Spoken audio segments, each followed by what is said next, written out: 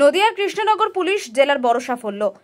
গতকাল রাতে গোপন সূত্রে খবর পেয়ে 12 নম্বর জাতীয় সড়ক থেকে একটি গাড়িকে তল্লাশি চালিয়ে 59 কেজি গাঁজা উদ্ধার করে নদিয়ার ধুবুলিয়া থানার পুলিশ।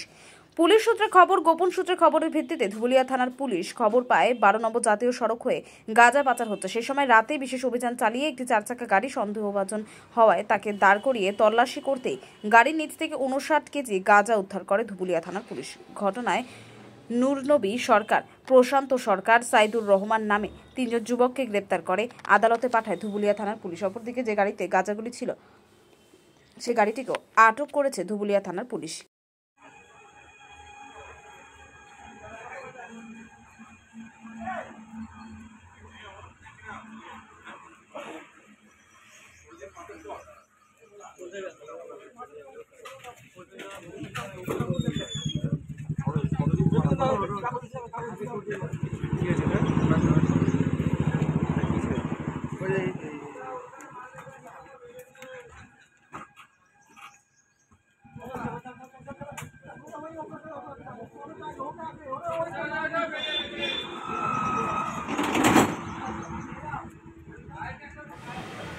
ব্যুরো রিপোর্ট, উত্তরের প্রহরী।